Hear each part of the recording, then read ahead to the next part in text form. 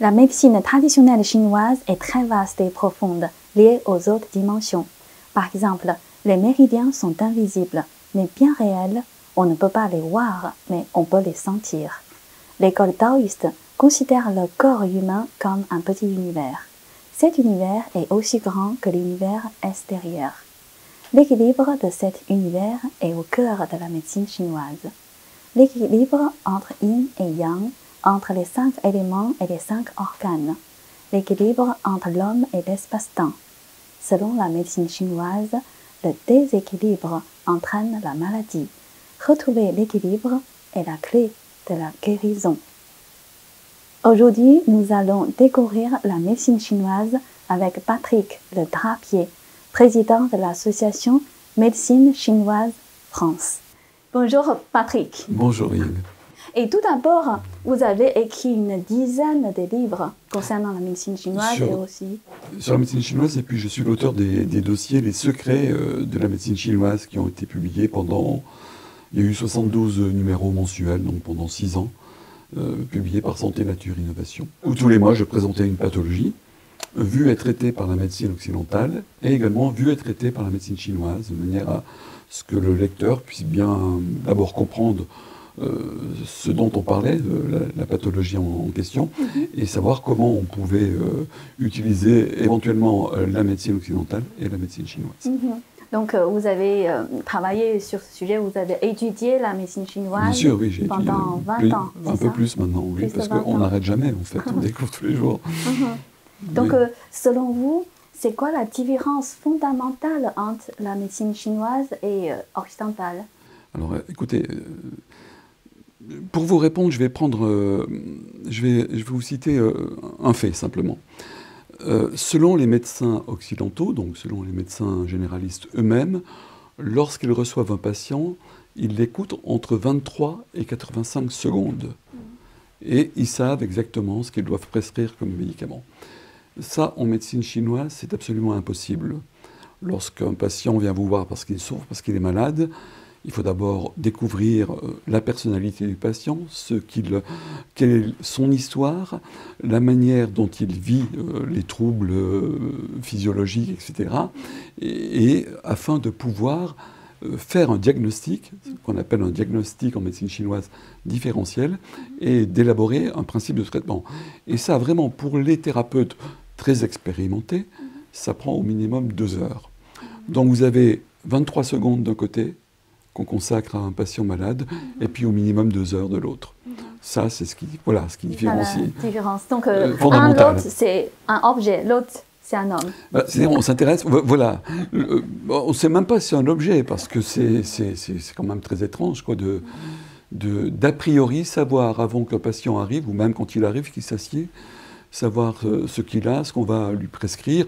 Alors après, il y a 10 000 autres facteurs qui interviennent, qui différencient ces deux médecines. Par exemple, en médecine occidentale, on va prescrire à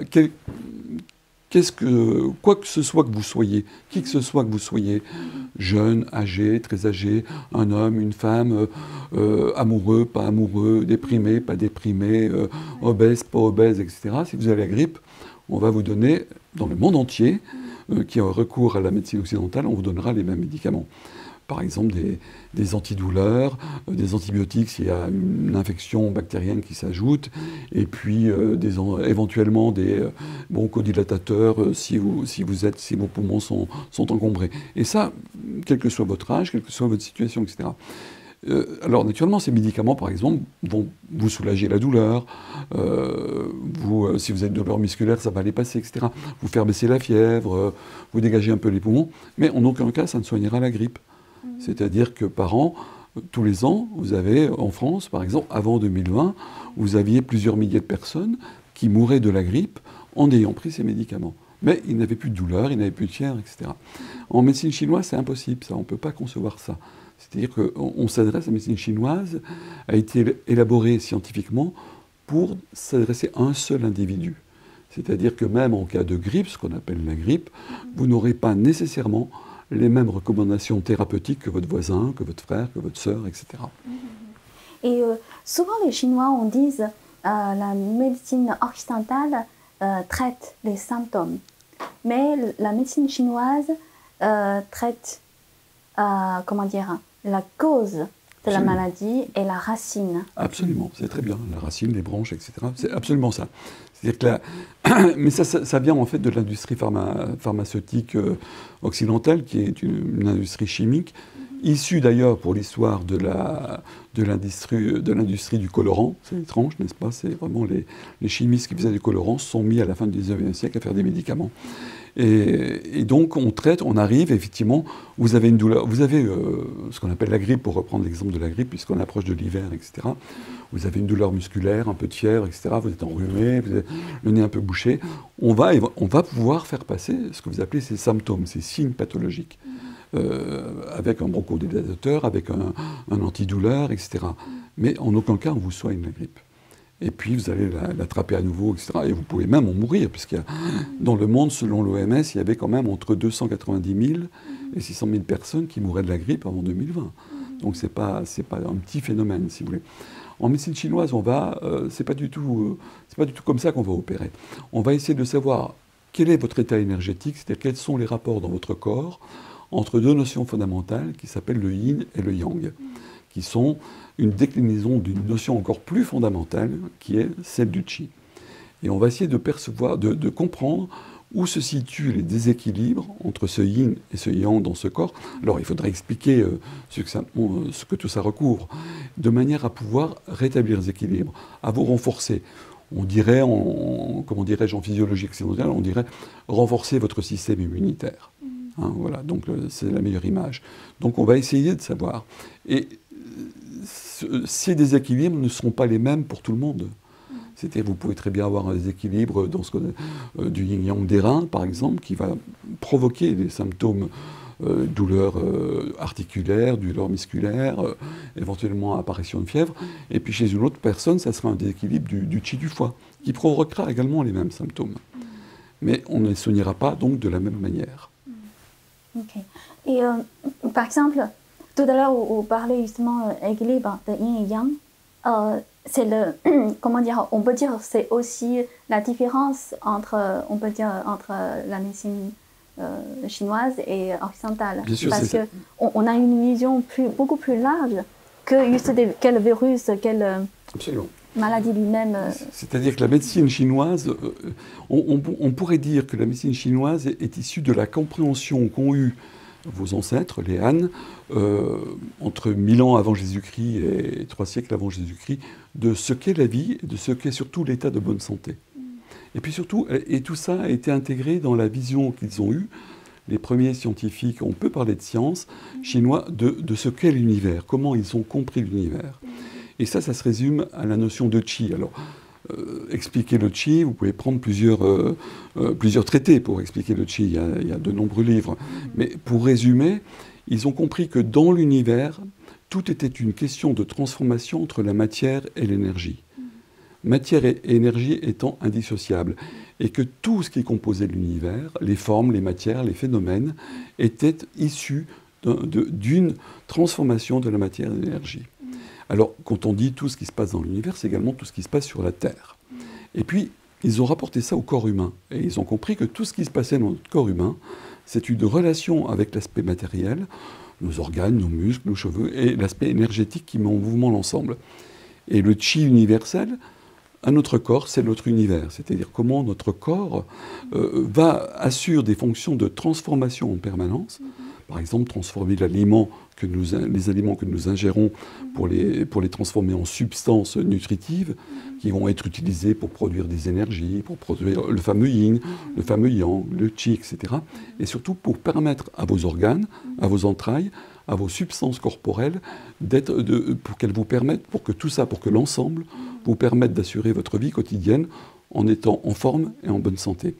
Et lorsqu'il y a un déséquilibre dans ces rapports yin-yang, qu'il soit un déséquilibre général ou un déséquilibre dans un organe, une entraille, dans une substance corporelle, la maladie va apparaître. Et c'est uniquement en rétablissant, c'est ce que vous avez dit tout à l'heure, d'ailleurs est très juste, en rétablissant les équilibres là où c'est déséquilibré dans le corps, qu'on va permettre la maladie. Et pour ça, on a des techniques thérapeutiques que vous connaissez, que tous les Chinois connaissent, le Qigong, la diététique, l'acupuncture, le Tuina, et puis naturellement la très riche pharmacopée chinoise. Alors puisqu'on parle de ces techniques thérapeutiques, on pourrait dire également que quel que soit le désordre qui intervient, quelle que soit la maladie qui va apparaître dans votre corps, chez vous, quelles que soient les causes d'une maladie qui apparaissent, il y aura toujours, l'alimentation sera toujours impliquée. D'où l'extrême importance de la diététique. En fait, une autre distinction, une autre différence importante entre la médecine occidentale et la médecine chinoise, c'est qu'en médecine chinoise, on met l'homme, l'individu, au cœur de la médecine, au cœur des soins. Et en médecine occidentale, on met le médicament. On met la maladie et le médicament.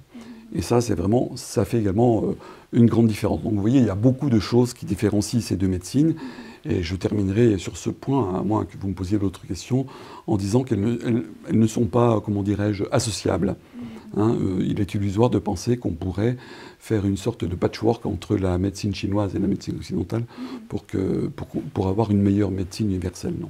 La médecine chinoise est une médecine extrêmement savante, qui repose sur des textes qui ont été écrits pendant plus de 2000 ans, dont les premiers qu'on a retrouvés, qui sont datés, parce qu'on a daté les supports, si vous voulez, les supports matériels des textes, datent entre 3 et 2 siècles avant Jésus-Christ. Et aussi, ça me fait penser, parce que comme les méridiens et les points acupuncture, ils sont invisibles. En tout cas, dans ce sens-là, la médecine chinoise est très avancée parce qu'ils touchent dans des domaines intangibles. C'est hallucinant parce que ce qu'on appelait le qi et ce que vous appelez les méridiens, alors il faut peut-être expliquer ce que sont les méridiens. Vous avez dans le corps la circulation sanguine. Alors on sait que le sang c'est une substance, mais également en médecine chinoise une énergie qui circule dans les veines, dans les artères, dans les capillaires, etc. Eh bien, vous avez la même chose, et ça les Chinois qui sont intéressés à la physiologie humaine et à la médecine l'ont découvert très très tôt. C'est-à-dire, même avant que soit constituée comme discipline scientifique la médecine chinoise, ils ont découvert que le qi circulait dans ce qu'on appelle les méridiens, qui sont des parcours invisibles, qui ne sont pas des veines ou des artères ou des capillaires, mais qui ont quasiment la même structure, comment dirais-je, architecture. C'est-à-dire vous avez des grands méridiens, des petits méridiens, des extrêmement petits méridiens, dans lesquels circule ce qu'on appelle le qi. Alors, il faut dire que le qi, c'est protéiforme, ça représente beaucoup de choses. Ça représente beaucoup de choses dans l'univers, et ça représente beaucoup de choses dans votre corps. Donc, et cette existence-là, elle est non pas inconnue par les Occidentaux, elle est niée. C'est un peu comme si les experts chinois en médecine chinoise niaient l'existence du sang, des artères, des veines, etc. Or, il est évident, et on le sait pour différentes raisons, que c'est incontestable l'existence de ces méridiens, de leurs trajets, qui sont connus, qui sont très bien connus, et des points d'acupuncture qui permettent d'intervenir justement à tel niveau du méridien pour dynamiser, pour diffuser, pour disperser ou pour harmoniser le qi à ce point-là ou dans un organe entrailles, sont très bien répertoriés. Donc leur résistance est incontestable, et je pourrais vous le dire de manière à ce qu'on le comprenne plus facilement. On peut vous mettre, si vous avez un problème cardiaque ou pulmonaire, sous cœur et poumon artificiel. C'est-à-dire toutes les fonctions que la médecine occidentale a comprises, qui sont attachées au cœur et au poumon, eh bien on sait les reproduire grâce à des machines. Donc en cas d'une intervention chirurgicale importante, on peut sans problème vous mettre sous cœur, respiration artificielle, c'est-à-dire on déconnecte votre cœur et vos poumons de votre corps en fait. Et puis après on les reconnecte et vous... Bon, on a voulu faire la même chose avec le foie. C'est-à-dire toutes les fonctions connues par la médecine occidentale du foie, on a voulu les reproduire par une machine, et à chaque fois qu'on a essayé donc de brancher des animaux, puisqu'on teste d'abord sur des animaux, de les mettre sous foie artificiel, les animaux sont morts. Ça veut dire qu'il y a une fonction qui est inconnue au foie par la médecine occidentale. Et cette fonction, c'est le qi. Parce que le foie, en médecine occidentale, a la principale fonction d'assurer la libre circulation du qi dans le corps. Et si vous si vous mettez sous machine artificielle le foie sans inclure le qi, puisqu'ils ne connaissent pas, puisqu'ils en nient l'existence, eh bien vous mourrez. Hein, le qi, si vous voulez, dans le corps, c'est tout aussi vital que le sang. Hein, c'est-à-dire si vous avez un problème, si vous manque du sang, bah, vous risquez de mourir. Bah, dites-vous bien également, alors, si vous manque du qi, vous risquez de mourir. Ce qi, c'est quoi? C'est le souffle? Alors, c'est protéiforme, c'est-à-dire le qi, encore une fois, il faut se remémorer la définition qu'on a de l'univers. C'est le chi, c'est les transformations perpétuelles entre la matière, les mouvements de transformation entre la matière et l'énergie dans l'univers.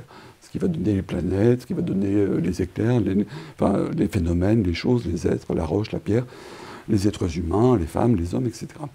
Et dans le corps, c'est ce qui va permettre, le chi, c'est ce qui va permettre tous ces phénomènes de transformation, puisque tout se transforme en permanence dans notre corps.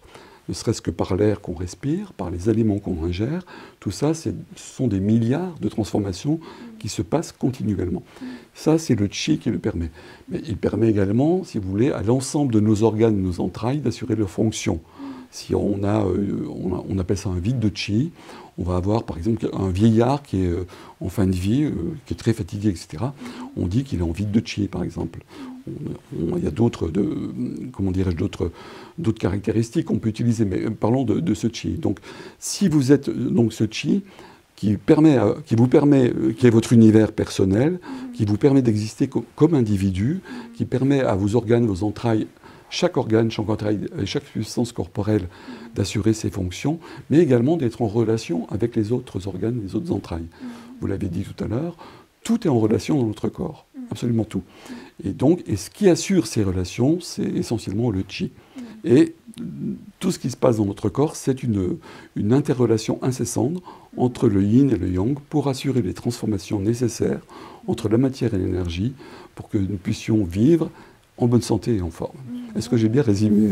Très bien. Donc, c'est-à-dire, en fait, vous, depuis 20 ans, plus de 20 ans que vous êtes justement dans la médecine chinoise, vous avez bien senti justement cette connexion entre nous, individus, et l'univers. Ah, bien sûr, oui.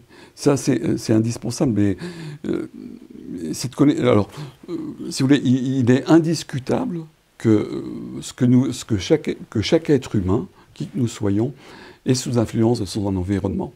Et son environnement au sens large, ça peut être simplement les objets qui vous entourent, ça peut être les personnes qui vous entourent, le climat, etc. Mais également l'univers. Si vous voulez, les forces cosmiques, elles sont les forces fondamentales, on les subit comme toute chose dans l'univers, si vous voulez. Que ce soit l'électromagnétisme, etc. Bien sûr, oui. Et comme tout à l'heure, vous dites justement, la médecine chinoise s'oriente vers le corps, la vie et l'univers. Mais la médecine occidentale, plutôt focalisée sur les médicaments chimiques. Oui, médicaments chimiques et sur, on peut dire, sur des éléments matériels, sur la chimie, voilà, essentiellement. Superficiels, en fait. Oui, je comprends ce que vous voulez dire. En fait, et ça, c'est lié à l'histoire de ces deux médecines qui ne sont pas comparables. Par exemple, Descartes avait parlé de l'homme-machine. Il avait une vision de l'être humain comme une vision mécaniste. C'est comme sans l'esprit, quoi. Voilà, c'est-à-dire que, maintenant on pourrait dire comme une automobile, voilà, le corps a un cœur, deux fois, tout ça, c'est comment dirais-je, c'est des machines qui sont dans une plus grosse machine qui permettent à la machine de fonctionner, si vous voulez. Et donc, si une machine ne fonctionne pas bien, on la change. Si un tuyau ne fonctionne pas bien, on le change. Donc, il n'y a pas du tout de vision. C'est d'ailleurs, on le retrouve. Alors, sacré ou non, mais en tous les cas, il y a une séparation totale, après c'est repris par le christianisme, même avant d'ailleurs, entre le corps et l'esprit. Pour Descartes, pour la vision de l'homme-machine, en fait l'esprit n'a aucune espèce d'importance. Pas plus que l'esprit aurait de l'importance pour qu'un véhicule fonctionne, si vous voulez. On ne s'inquiète pas de savoir si votre voiture a un trouble du chi ou ce qu'elle pense, etc. Parce qu'elle n'a pas d'esprit, a priori. Donc ils ont calqué cette vision mécaniste, c'est-à-dire l'homme est avant tout une machine avec des organes, des entrailles, etc. Mais l'esprit, non, ça appartient à Dieu. Vous voyez? Donc il y a vraiment une séparation corps-esprit. Ce qui n'a jamais été le cas en médecine chinoise. La médecine chinoise n'a jamais séparé, depuis les textes les plus anciens qu'on peut lire, le corps et l'esprit. L'être humain, c'est un tout entre son corps et son esprit qui sont éternellement en relation. Et à travers ces relations, yin-yang. Ok. Et du coup, dans ce sens-là, est-ce que vous pouvez expliquer un peu à nos publics, c'est-à-dire principalement la cause des maladies? Oui. Selon la médecine chinoise. Alors, pour la médecine chinoise... Comme l'esprit tout à l'heure, par exemple. L'esprit ou des émotions peut aussi causer des maladies. Alors, sans rentrer dans le détail, parce qu'on rentre vraiment dans un domaine très complexe. Vous avez en médecine chinoise les émotions les esprits viscéraux qui sont, émotions et esprits viscéraux qui sont attachés à des organes des entrailles. Hein, donc c'est toujours ce lien qu'il y a entre l'esprit et le corps. C'est indissociable. Si vous coupez l'esprit du corps, vous mourrez, et si vous coupez le corps de l'esprit, vous mourrez également. Ce que je veux dire, c'est qu'il est évident qu'il n'y a pas d'existence physique sans existence spirituelle et intellectuelle, et divine, si vous voulez, puisqu'on est relié effectivement à notre univers, et il n'y a pas, comment dirais-je, de soins possibles si on n'intègre pas ces notions. Voilà. Alors, la cause des maladies dans les textes anciens, quand je parle des textes anciens, on peut parler du Anglin Edging, on peut parler du Lingsu du Suwen, qui sont les deux textes qui composent ce livre. On avait la principale cause des maladies, c'était les excès de sexualité. Bon, ça a totalement disparu.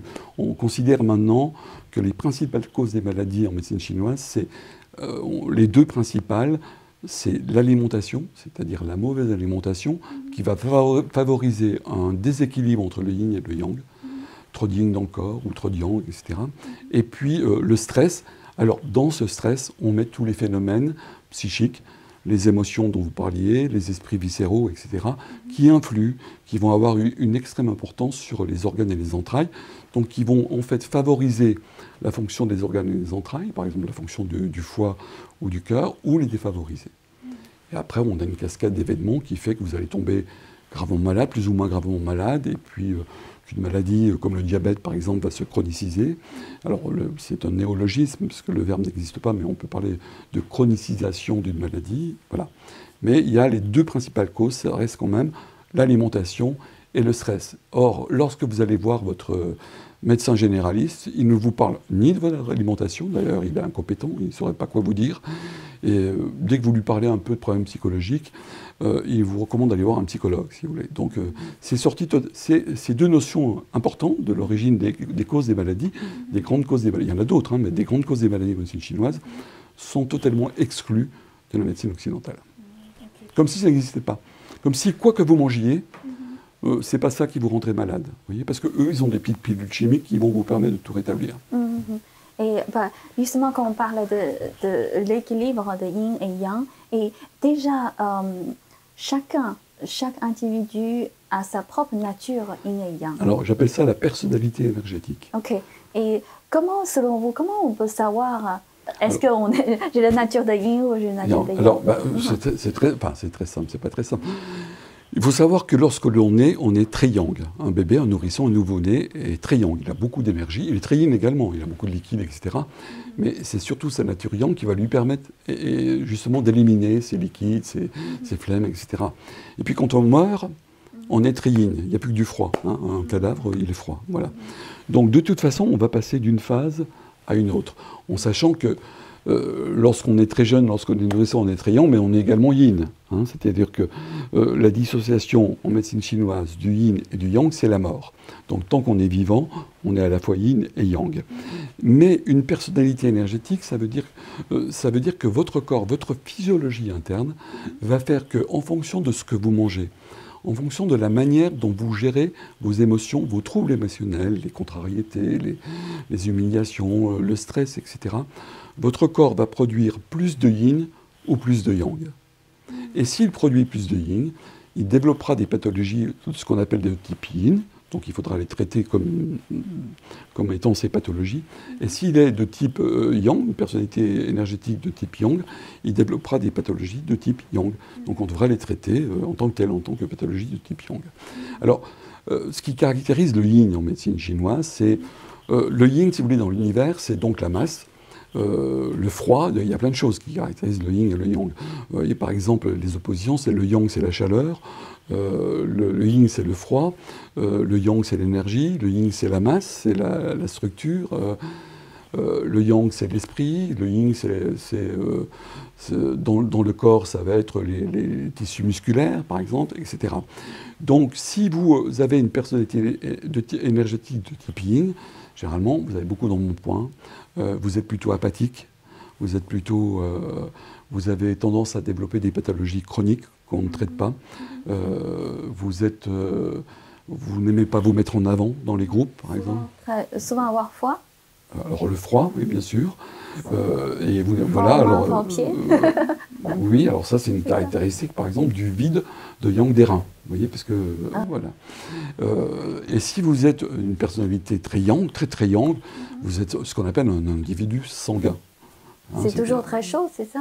Alors, sanguin, c'est très réactif, on peut même parler de violence, accès de violence, accès de colère, etc. etc. Et tout ça, cet ensemble-là, alors, si on s'en tient au cadre général, c'est comme ça, mais dans le corps, cet aspect-là, si vous voulez, ces grands déséquilibres-là vont se répercuter sur le foie, l'organe du foie, qui a dans le corps une fonction essentielle pour la médecine chinoise. C'est, je l'ai déjà dit tout à l'heure, la libre circulation du qi, mais également la libre circulation du sang. Et si votre foie est noué parce que vous avez une contrariété qui fait qu'il est oppressé, parce qu'il y a trop de yin, ou il y a trop d'énergie yang, etc., ça va déclencher des mouvements du qi et du sang qui vont eux-mêmes être à l'origine de maladies. C'est-à-dire soit votre sang va ne plus circuler suffisamment vite, par exemple, ou ne va plus aller suffisamment à tel ou tel organe, au cœur, aux poumons, etc. Soit votre qi va lui-même également, il accompagne souvent le sang, va bloquer un organe comme l'estomac, une entraille comme l'estomac, par exemple. Ok, c'est-à-dire, on dit déséquilibre pour entraîner entre le yin et le yang. C'est ça. Donc, c'est-à-dire pour, à la base, une personne de nature yin ou énergétique, et du coup, il doit quand même rattraper. Voilà, compenser. Par l'aliment. Par les aliments et par les émotions. C'est-à-dire, il faut avoir par les aliments, c'est-à-dire une personnalité énergétique de type yin. Alors, je répète qu'on va tous passer dans notre existence à plutôt yang, à plutôt yin. Après, il y a plutôt, c'est-à-dire il y a yin plus, yang plus, etc. Et donc, plus notre personnalité, c'est comme la personnalité psychologique, si vous voulez, elle se transforme au cours du temps. Vous n'avez pas la même personnalité à 6 ans, lors de la préadolescence, lors de l'adolescence, quand vous êtes jeune adulte et vieillard, vous voyez. Bon, c'est pareil pour la personnalité énergétique, c'est-à-dire cette capacité du corps à produire du yin ou du yang. Donc si vous avez une personnalité énergétique de type yin, et plus on vieillit, plus on l'a, il va falloir compenser grâce à des aliments qui ont en eux les énergies yang. Puisque chaque aliment, de même que dans nous-mêmes, l'individu a une personnalité énergétique de type yin ou yang, chaque aliment, ça a été classé par les Chinois il y a très très longtemps, il y a plusieurs millénaires, a une personnalité énergétique de type yin ou yang. On appelle la nature d'un aliment. Elle est soit yin, soit yang.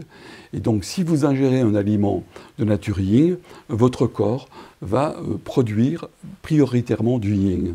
Donc, il va renforcer vos tissus, renforcer, par exemple, l'aspect musculaire de votre cœur, etc. Et si vous mangez un aliment de nature yang, a priori, il va renforcer vos énergies dans le corps de nature yang.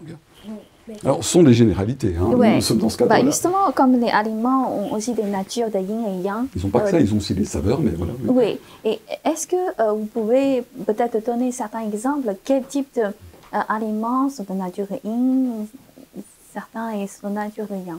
Alors, on va parler des aliments de nature yang, parce que j'ai publié un livre où j'en présente 179. Mais là, parlons des aliments qui sont de nature très très yang, c'est-à-dire le piment, le poivre, etc. Voilà. Ça, si vous prenez la cannelle, le clou de girofle, etc. Donc, ces aliments sont de nature très yang. Alors, si, par exemple, un exemple concret, si vous consommez trop de piment ou de poivre dans votre alimentation, ce qui est souvent le cas en Asie d'ailleurs, eh bien, vous allez assécher ce qu'on appelle les liquides organiques dans le corps, c'est la circulation du sang, mais vous avez d'autres liquides qui circulent dans le corps. On appelle ça les liquides organiques. Eh bien, vous allez les assécher, et l'effet de cet assèchement produit des calculs dans la vésicule biliaire. Vous voyez ? Donc on peut jouer des calculs dans la vésicule biliaire. Tout de suite, on va s'intéresser à l'alimentation de la personne qui en souffre, parce que la vésicule biliaire est un organe, à la fois un organe et une entraille en médecine chinoise, et on va pouvoir modifier ça. Après, il y a modifier l'alimentation de manière à ce qu'il n'y ait plus d'épuisement des liquides organiques et que le yin ne se concentre pas en produisant des calculs, ça peut être dans les reins d'ailleurs, hein, mais dans la vésicule biliaire, mais il va falloir après traiter, se débarrasser de ces calculs. Donc c'est un exemple précis. Un aliment très très yin, c'est-à-dire très très froid. Hein. Là on va parler de l'aspect yin en termes énergétiques. très très froid, c'est la pastèque par exemple. La pastèque, il n'y a pas d'un aliment plus yin et plus froid en diététique chinoise. C'est-à-dire que l'hiver, les saisons en médecine chinoise sont chargées d'énergie. C'est-à-dire qu'elles favorisent soit le yin, soit le yang. L'été favorisant le yang avec la chaleur et l'hiver favorisant le yin, si vous voulez. Bien, en hiver, en été, pour compenser les excès de chaleur, et surtout en cas de canicule, on va consommer beaucoup de pastèques. Parce que ça va tempérer le corps, ça va chasser la chaleur, etc. Et ça va vous permettre de rester en forme et en bonne santé.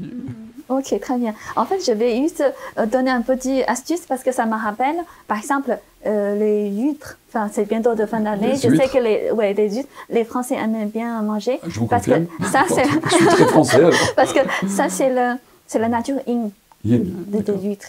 Et pour les Chinois, quand on mange des huîtres, pour que ça soit équilibré yin et yang, on rajoute du gingembre. Parce que le gingembre, c'est la nature yang. Vous avez diffusé ça dans toute l'Asie, parce que quasiment dans toute l'Asie, on rajoute... voilà. Vous avez compris ce que c'est que la diététique chinoise, si vous voulez. C'est ça la diététique chinoise. On va jouer sur les saveurs, la nature des aliments, pour rééquilibrer en permanence notre yin et notre yang personnel.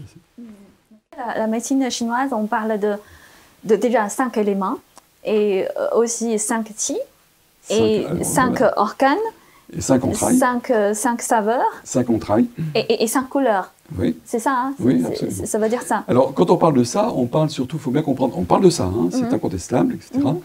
Mais il faut bien comprendre que dans l'esprit, on parle des relations qu'entretiennent les choses, les formes et les phénomènes. C'est-à-dire, lorsqu'on parle d'un élément, par exemple du bois, on va parler des relations énergétiques, c'est plus une analogie.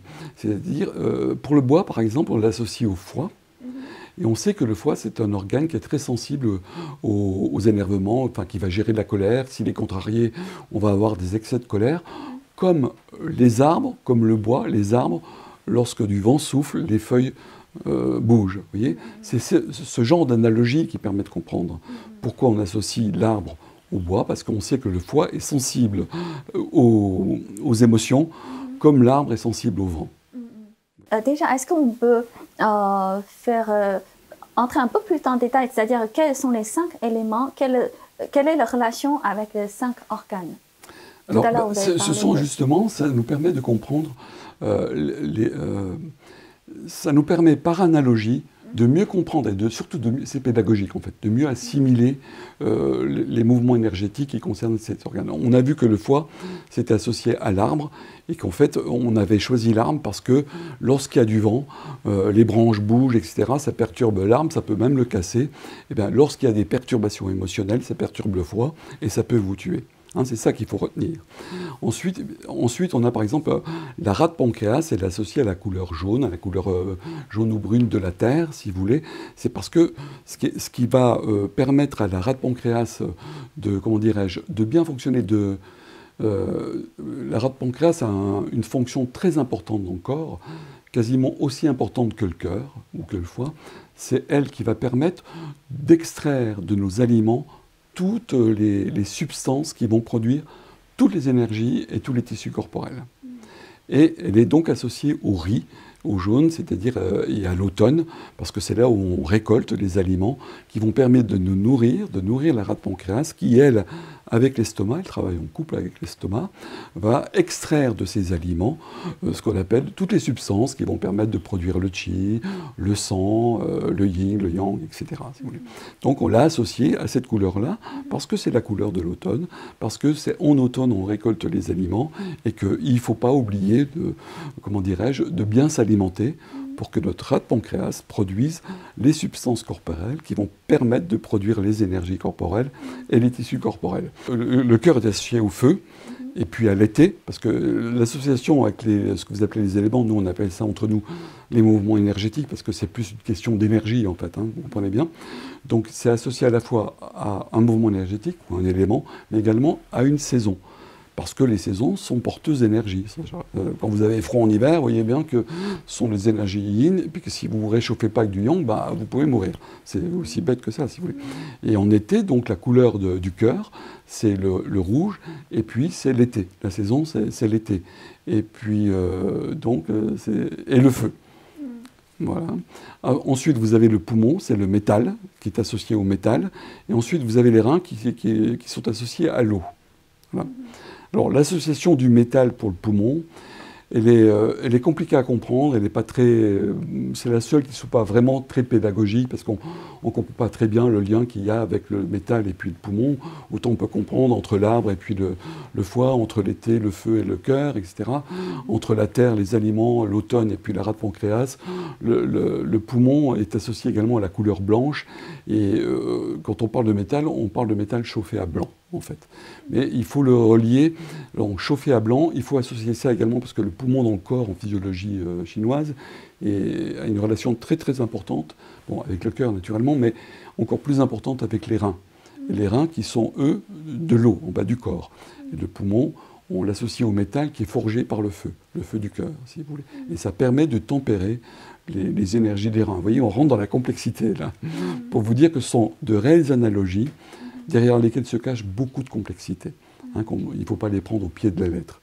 Il se cache effectivement la physiologie humaine, la manière dont nos organes, nos entrailles fonctionnent individuellement, et comment ils fonctionnent les uns par rapport aux autres, et comment ils peuvent contrarier, comment un organe peut contrarier la fonction d'un autre organe. Oui, bah, juste en fait, comme pour moi, ça c'est la base de la médecine chinoise, parce que selon nous, la médecine, pas médecine, selon la physique en fait, la physique antique chinoise, l'univers est construit par les 5 éléments. Justement, c'est les 5 éléments métal, bois, l'eau, feu et terre. Et ces 5 éléments, comme ça correspond aussi aux 5 organes, et comme pour taoïste, comme pour taoïste, le corps humain, c'est aussi un univers. Absolument, justement, pour la médecine chinoise aussi. Ouais, bah, du coup, c'est, comment dire, bah, ces univers sont réunis, c'est-à-dire l'univers extérieur ou l'intérieur, c'est la même chose. Liens, les relations qu'il y a. Ce qu'il faut retenir de tout ça, si vous voulez, de manière générale, le qi, on peut considérer que c'est l'exact synonyme de l'univers, hein, d'une manière générale, en physique par exemple. Lorsqu'on parle du qi, on parle de l'univers, de tout ce qui se produit dans l'univers, tout ce qui compose l'univers, tout ce qui se produit, etc. Et lorsqu'on parle du qi corporel, c'est un peu la même chose, à part qu'il y a un autre élément qui intervient, ça s'appelle le shen, mais on parle de vous, de tout ce qui se passe dans votre corps. Hein, sans oublier que le qi, c'est un mouvement entre le yin et le yang, entre l'énergie et la matière, c'est un mouvement incessant de transformation.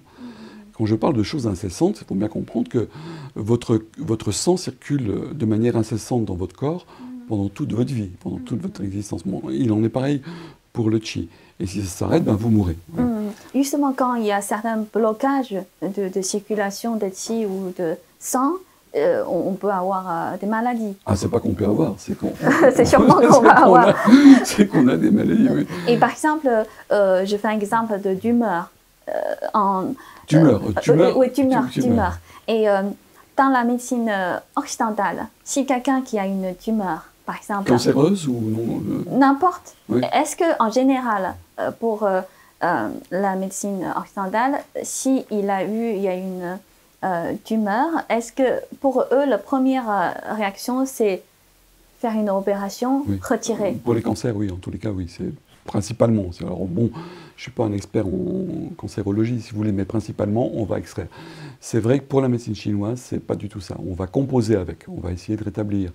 Dans un très vieux texte de médecine chinoise, je ne sais plus lequel, j'en ai tellement lu, donc, mais je pourrais retrouver, si vous voulez, en faisant des recherches dans les livres que j'ai écrits, si vous voulez. On dit, par exemple, pour ce qui concerne la tumeur du sein, qui est connue également en médecine occidentale, Hippocrate parle du cancer du sein, en médecine chinoise aussi, mais pour la médecine chinoise, on dit qu'il faut diminuer de moitié la tumeur. L'objectif, c'est de la diminuer de moitié, grâce à l'alimentation, et parfois, et pas toujours, parfois grâce à l'acupuncture, mais pas toujours, j'insiste là-dessus. D'accord. Et c'est-à-dire, pour la médecine chinoise, une tumeur, c'est l'apparence dans cette dimension. C'est une perturbation. C'est un résultat, on peut dire, c'est un résultat, un fait. Mais c'est forcément mais la cause, déjà la première cause, c'est déjà le sang ne circule pas. Le sang et le qi ne circulent pas. Voilà. Quand il y a un blocage... C'est pas qu'il ne circule pas, parce qu'il circule toujours. Il ne circule pas bien. Mais il y a justement ce qu'on parle, c'est pour ça que ces notions de vide et plénitude sont intéressantes, s'il vous plaît. Lorsque vous avez un ralentissement, on pourrait dire un vide, et lorsque vous avez une accélération, on pourrait dire une plénitude. Alors par exemple, l'accélération de la plénitude de Yang, votre cœur va battre plus vite. Si votre cœur bat plus vite, le sang va circuler plus vite. Donc, en fait, en gros, quand il y a un déséquilibre, et du coup, la circulation ne devient pas la même vitesse. N'est pas harmonieuse, n'est pas conforme aux besoins qu'ont les organes et les entrailles pour remplir leurs fonctions. Ok, bah du coup, ça entraîne... Ça crée une maladie, ça peut créer des tumeurs, etc. En sachant que les tumeurs, c'est quand même, a priori, c'est quand même de nature yin. Donc on a un déséquilibre yin-yang qui a favorisé quelque part, parce que justement à tel endroit du corps ou d'organe, le yin ne circulait plus suffisamment, le yin s'est concentré, si vous voulez, a priori. Hein, c'est de manière générale, un aspect théorique, c'est ça. Hein, toute grosseur, toute masse, si vous voulez, c'est de nature yin. C'est vraiment la médecine à laquelle il faut s'intéresser maintenant, là, à l'époque où nous vivons, parce que c'est la seule qui a même de, comment dirais-je, d'assurer d'abord de nous permettre d'être en bonne santé et en forme, et surtout si on a atteint de pathologies, alors pas toutes naturellement, si vous avez besoin d'une opération, si vous avez besoin d'une transfusion sanguine, la médecine chinoise ne peut rien pour vous. Mais c'est vraiment celle qui vous permet de comprendre comment, en utilisant l'alimentation, en utilisant la gestion de nos émotions, en nous permettant de comprendre comment il faut s'extraire des situations conflictuelles qui vont être nocives, par exemple à la circulation du qi et du sang dans le corps, etc., qui nous permettent, c'est la seule, qui nous permet d'avoir, d'abord qu'il y a une compréhension globale du fonctionnement du corps, qui repose sur des théories fondamentales, sur lesquelles ne repose pas la médecine occidentale, qui nous permettent de récupérer notre santé, par exemple si vous avez du diabète du type 2, de l'asthme, etc., et puis de récupérer notre forme et de vivre le plus longtemps possible dans les meilleures conditions possibles. Et selon vous, la médecine chinoise était beaucoup plus avancée que la médecine occidentale? Alors, c'est pas avancé par rapport à quoi? Et là, ce qui vraiment, pour moi, alors naturellement, tout le monde peut contester ce que je dis, il n'y a pas de problème, elle a une parfaite compréhension et définition de la manière dont l'être humain, comment dirais-je, fonctionner, c'est pas le bon verbe, mais il faudra en inventer un autre, fonctionne pour assurer son existence. Comment nos organes, nos entrailles, nos substances corporelles sont associées à notre sphère psychique, à nos émotions, comment tout ça peut être perturbé par notre environnement et comment faire pour que tout ça soit harmonieux et ne génère pas des pathologies. Et si les pathologies sont générées, comment les soigner, les traiter, comment traiter l'homme qui en souffre en tous les cas. Hein, la médecine chinoise ne soigne pas des maladies, elle soigne un être humain qui est malade, etc., avec ses propres caractéristiques, son propre passé. L'idée, c'est de détecter ce qui a généré un déséquilibre yin-yang et où est-ce que ce déséquilibre yin-yang s'est manifesté. Hein, dans le cœur, dans le foie, dans le poumon, etc. Si vous avez de l'asthme, etc. Voilà. Et comment on peut utiliser la diététique, c'est notre alimentation, notre gestion des émotions, la pharmacopée chinoise, parfois l'acupuncture, parfois le tuina, etc., pour, si on est en bonne santé, le qigong, pour rester en bonne santé, en bonne forme, qui est très important. Et si on est malade, plus ou moins gravement, se soigner, et puis ensuite rester en bonne forme. Et j'ai beaucoup entendu, en fait, souvent, les gens, en fait, ils essayent d'abord, toujours avec la médecine occidentale, quand ils sont malades. C'est d'abord chercher la médecine occidentale, et quand ça ne marche pas, ils n'ont plus de solution, ils disent tant pis, je vais essayer la médecine occidentale, le qigong et tout. Mais souvent ça marche, ça crée quand même, c'est miraculeux.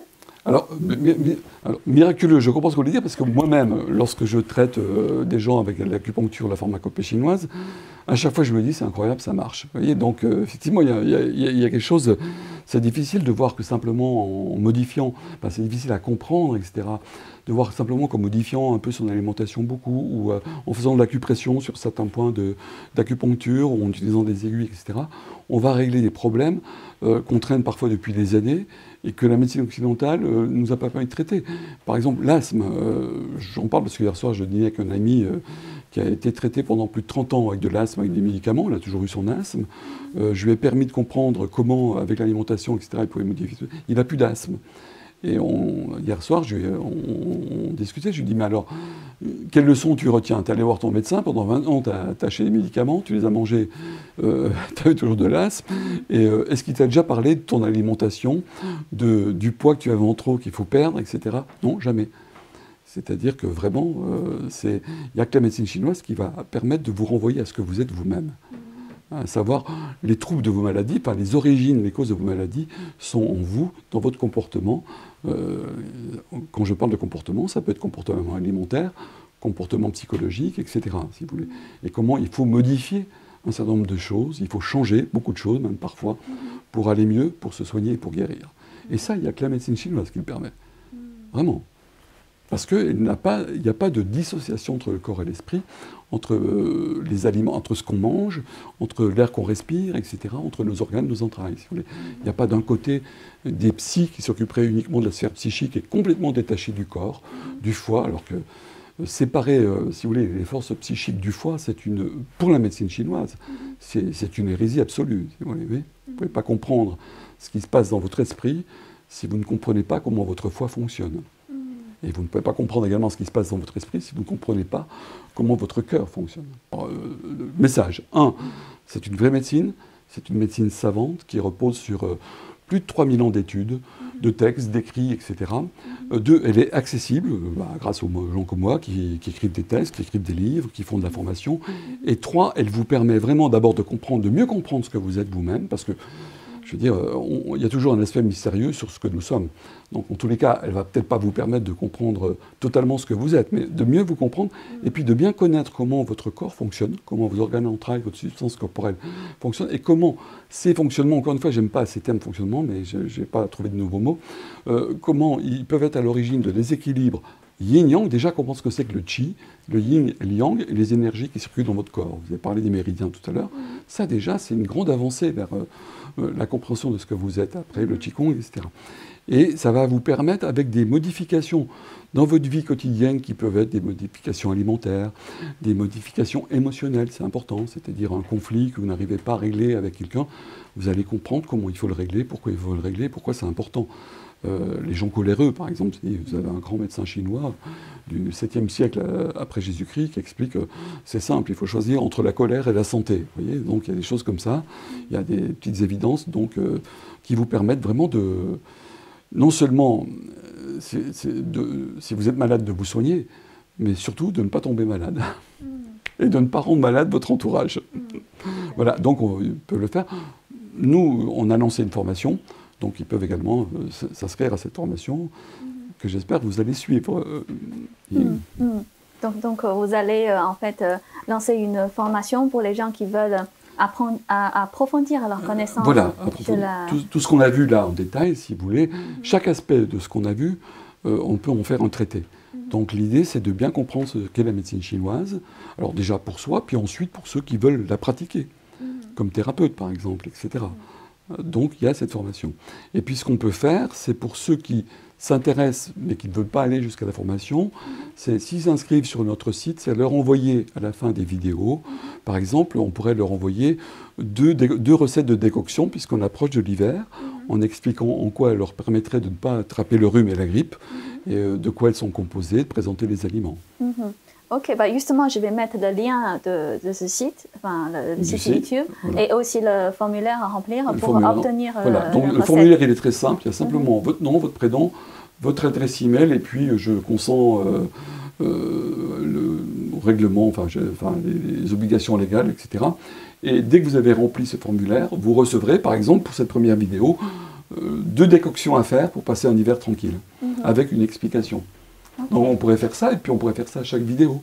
Présenter un aliment, donc vous le recevriez par fichier PDF, vous pourriez le lire, en faire une collection. Ok. Merci beaucoup Patrick. Merci à vous Yann. Et à très bientôt avec des prochains épisodes bien sûr. À longue vie. Exactement. Ok.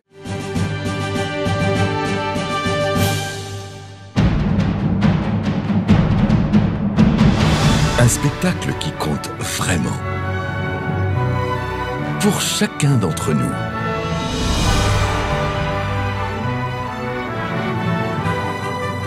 On l'attendait depuis si longtemps. qu'il faut le voir au moins une fois dans sa vie. Réservez vos billets dès maintenant sur shenyun.com.